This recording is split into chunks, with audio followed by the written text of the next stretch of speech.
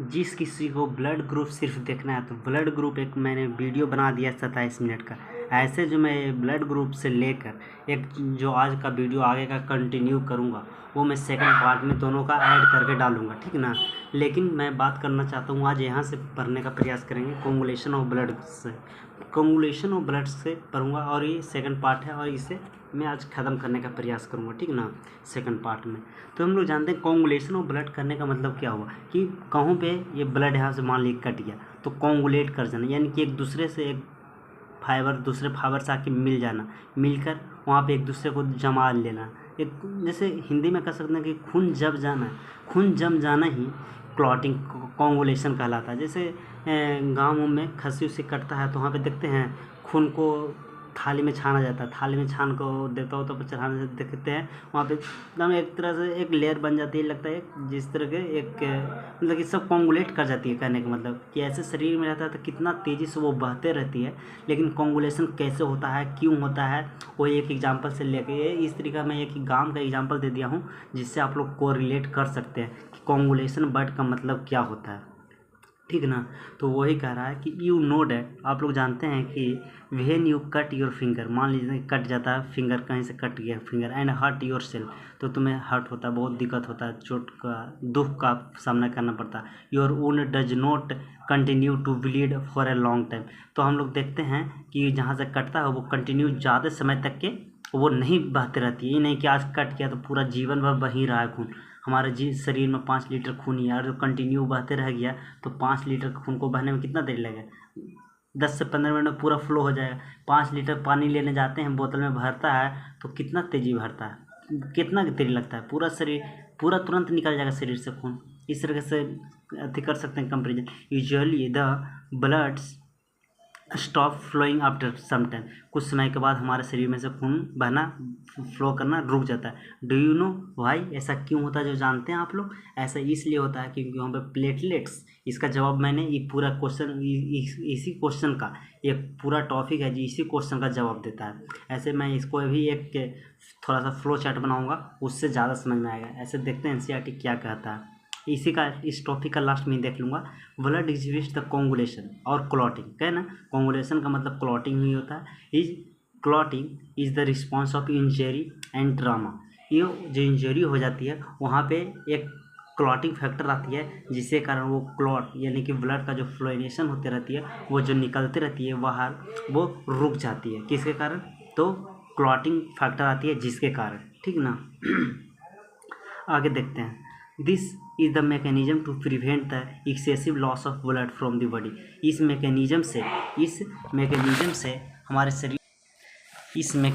हमारे शरीर में खून का एक्सेसिव फ्लो हो जाने से, बर्बाद हो जाने से वो बचाती है, ठीक ना। वही कह रहा है एक्सेसिव फ्लो हो जाने से बचाता है शरीर से हमारा। थोड़ा सा वीडियो लगता है टेढ़ा बन रहा है लेकिन थोड़ा सा मैनेज करिएगा, ठीक ना। कहाँ गए थे? एक्सेसिव ब्लड होने से बचाता है। Your you'd have observe the dark reddish brown scum, और जहाँ पे जैसे हम लोग गांव में कहते हैं खोटी पड़ गया, जैसे जहाँ पे कटता है तो कुछ समय बाद, जैसे हम मेरा भी देखिए यहाँ पे पैर कट गया है, ठीक ना, पता चल रहा होगा ये पैर कट गया। पैर कटने के बाद क्या हुआ कि यहाँ पे ब्लड का क्लॉटिंग हुआ होगा। ब्लड क्लॉटिंग होने के बाद क्या हुआ कि ये देख रहे हैं कहते कहते ये लाल हुआ। लाल होने के बाद इसे यहाँ पे एक काला क्या पड़ जाता है, उसी को कहा जा रहा है काला का जो खोटी उसको कहते हैं। वो किस तरह का रहता है? ब्राउन स्कम रहता है। क्या रहता है? ब्राउन स्कम रहता है। Formed at the site of the cut, जहाँ पे कटता, जैसे जहाँ पे मेरा पैर में अपना दिखाया, जहाँ पे कटा वहाँ पे लाल हुआ, और कुछ दिन के बाद एक रेडिश ब्राउन का एक लेयर बन जाएगी जिसको स्कम भी हम लोग कहते हैं, रेडिश ब्राउन स्कम कहते हैं। स्कम वर्ड्स को याद रखिएगा। फॉरवर्ड दी साइड जहाँ पे कटती है वहाँ पे ये करती है, इंजरी जहाँ होती है वहाँ पे एक लेयर बना लेती है over a period of time, कुछ समय के बाद, कुछ समय में, ठीक ना। उसके बाद देखते हैं कुछ समय में इट्स अ क्लॉट और coagulation form mainly the network of thread called fibrin, जहाँ पे क्लॉटिंग होती है। ये सारा वर्ड से जो फ्लो चार्ट बताऊँगा उससे ज़्यादा अच्छा समझ कह रहा है कि जहाँ पे कटती है वहाँ पे एक तरीके से, जैसे मान लीजिए कि हाँ इस तरीके से हमारे मसल्स थे, ठीक ना, यहाँ पे मसल्स एक कंटिन्यू मसल्स था, यहाँ से कट गया, यहाँ से ब्लड का फ्लोनेशन होती है। तो यहाँ पे इस तरीक़े से ये साइड को मैंने जूम करके यहाँ पे बना रहा हूँ, ठीक। ये कट गया जो, तो यहाँ पे इस तरीके से समझिए ना, एक पतला सा लेयर टाइप के बना लेती है, जैसे पतला पतला लेयर बना लेती है, और इस तरीके से फाइब्रिन आके एक दूसरे पर क्लॉट हो जाती है, जिसके कारण वो खून रुकना बंद हो जाती है। आफ्टर कुछ समय के बाद, लॉन्ग टाइम नहीं, कुछ समय के बाद वहाँ पे एक लेयर बन जाती है, जिसके कारण उसको हम लोग कैसा लेयर बनती है, तो रेडिश ब्राउन बनती है स्कम, जिसको कहते खोटी कहते हैं या स्कम, इस तरह से यहाँ पे टर्म्स को यूज किया गया है। यहाँ तक एक भी लाइन्स, और वहाँ पे जो ये लेयर बनती है धागा की तरह रहती है, वो क्या कहलाती है, फाइब्रिन कहलाती है। क्या कहलाती है, fibrin. In which dead and damage, dead वो मरा हुआ रहता है, और damaged formed elements of the bloods, वो मरा हुआ रहता है। ये जो खोटी वहाँ पे बनती है वो मरा हुआ रहता है, और वो डैमेज्ड फॉर्म्ड एलिमेंट रहती है, वो खराब, डैमेज मैंने समझती हैं बेकार, कोई भी चीज़ डैमेज हो जाता है तो वो बेकार नहीं, बेकार एलिमेंट्स रहती है हमारे खून का, और ट्रैपिंग वहाँ पे ट्रैप हो जाती है। जैसे यहाँ पे खून बहा, तो खून बहने के में आया, खून यहाँ पे निकल रहा था, तो बाहर का कांटेक्ट में आते से वहाँ से सारा चीज़ डायरेक्ट कांटेक्ट में बाहर का आ रहा था, तो बाहर के कांटेक्ट में आने से क्या हुआ, वहाँ पर जितना भी सारे इन्वायरमेंट का बैक्टीरिया होगा उसको इफेक्ट किया होगा, तो वो तो डैमेज हो गया, ब्लड का वो गुण रहा नहीं, तो वो जो ग्लून नहीं रहा वो भी यहाँ पे भी क्लॉट हो जाती है, ठीक ना। वो ये लाइन बताने का काम कर रही है। Fibrins are formed by the conversion of inactive फाइब्रिनोजेंस।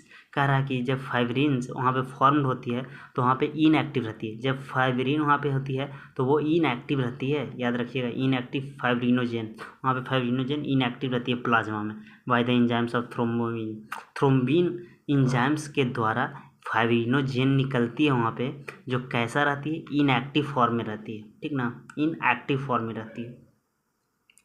फिर देखते हैं आगे, thrombins in turns from the another inactive substance, और वहाँ पे एक थ्रोम्बिन भी होती है, वो भी इनएक्टिव फॉर्म में रहती है। देखिए, thrombins in turns are form from another inactive substance. दूसरा कौन कौन वहाँ पे रहता है जो कि इनएक्टिव रहता है, तो एक फाइब्रिनोजेन, दूसरा thrombin, inactive substance in the plasma called prothrombin, उसको प्रोथ्रोम्बिन कहते हैं।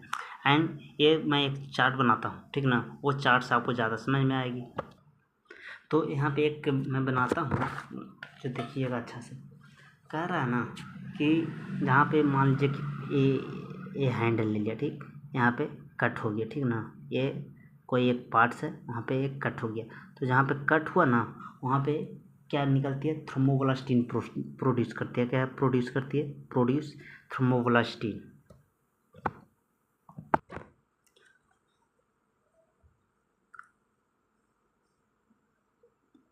प्रोड्यूस थ्रोम्बोब्लास्टिन, थ्रोम्बोब्लास्टिन।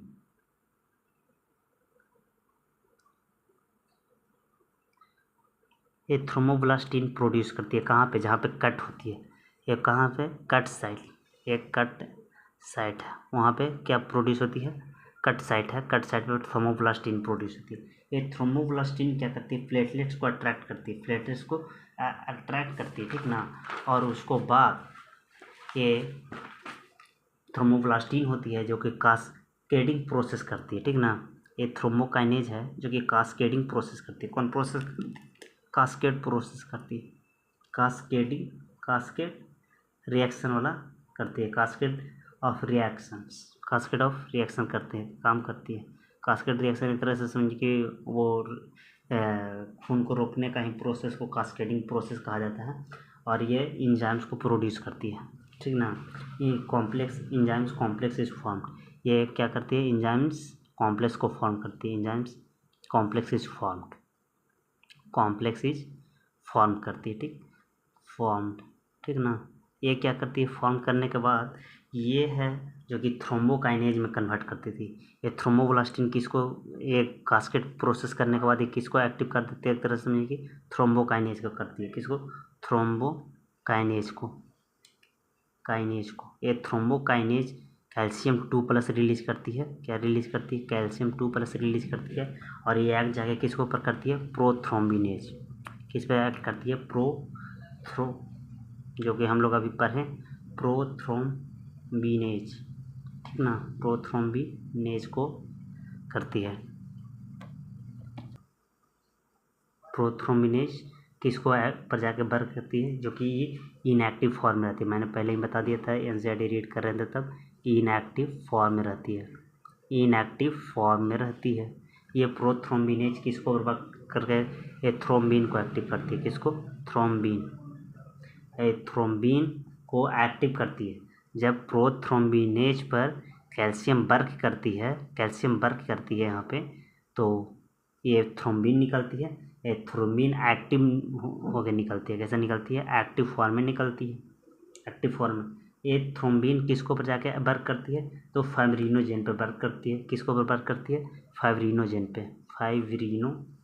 फाइब्रिनोजेन पे वर्क करती है, फाइब्रिनोजेन पर वर्क करती है। यहाँ पे भी कैल्शियम 2+ ही आके एक्टिव इसको करती है, जो कि फाइब्रिन्स में बना देती है, फाइब्रिन्स में बना देती है। इतना प्रोसेस होते होते क्या होता है कि जहाँ पे मान लेते हैं कि कटा हुआ इस साइड था, तो वहाँ पे इस तरीके का लेयर बना दिया जाता है, और ये लेयर को ही हम लोग अस्कम कर रहे थे। क्या कर रहे थे? अस्कम कह रहे थे, जो कि कैसा होता था? रेडिश ब्राउन होता था, रेडिश ब्राउन होता था। समझे बात को?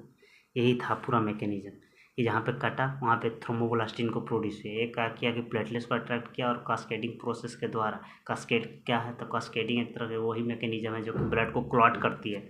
ब्लड को क्लॉट किया, यहाँ पे फिर थ्रोम्बोब्लास्टिन क्या रिलीज किया? तो थ्रोम्बोकाइनेज को रिलीज किया। थ्रोम्बोकाइनेज कैल्शियम 2+ को रिलीज करके प्रोथ्रोम्बिनेज को इनएक्टिव फॉर्म में था, उसको एक्टिव फॉर्म में कर दिया। कैल्शियम यहाँ पे वर्क किया, कैल्शियम 2+, वो थ्रोम्बिन पे वर्क किया, थ्रोम्बिन को भी एक्टिव फॉर्म में ले आया। इनएक्टिव फॉर्म में रहती है, लेकिन यहाँ पे वर्क करने के कारण एक्टिव फॉर्म में आ गया। फिर फाइब्रिनोजेन पर जाके ये थ्रोम्बिन किसको पर वर्क किया? तो फाइब्रिनोजेन पे वर्क किया। फाइब्रिनोजेन कैल्शियम 2+ निकाल के फाइब्रिन्स को एक्टिव किया, और फाइब्रिन्स एक्टिव होने के कारण इस तरीके का फॉर्म में आ गई। ये एक्टिव फॉर्म में सही में ही रहते हैं। ठीक है, ये हो गया। अब आगे देखते हैं कहाँ तक हम लोग पढ़ लिए थे थ्रोम्बिन्स इन टर्न्स। देखिए जब बताएं वही सब रहेगा। Thrombins in turns formed from the another inactive substance in the plasma called thrombin. देख लिए हम लोग। And enzymes complex thrombokinase is required to have this reaction.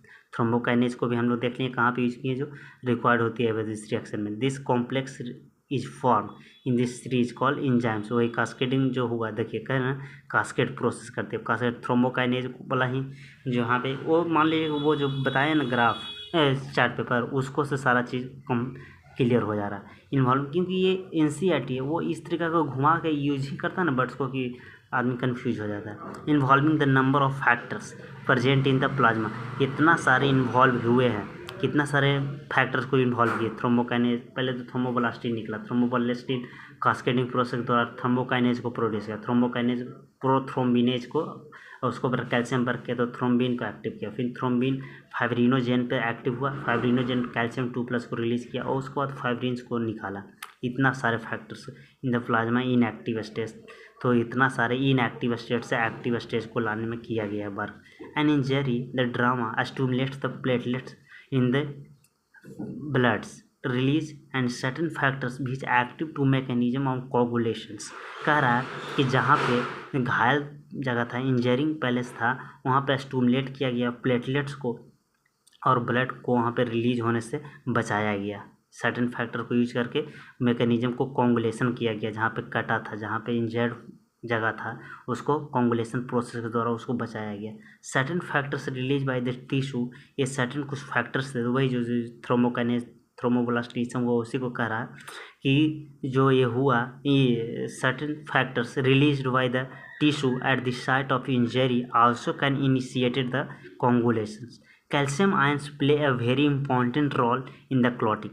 ये याद रखिएगा, कैल्शियम आयंस है जो कि बहुत इंपॉर्टेंट रोल निभाते हैं, बहुत ज़्यादा इंपॉर्टेंट रोल निभाते हैं किसको में? क्लॉटिंग फैक्टर में। समझे बात को?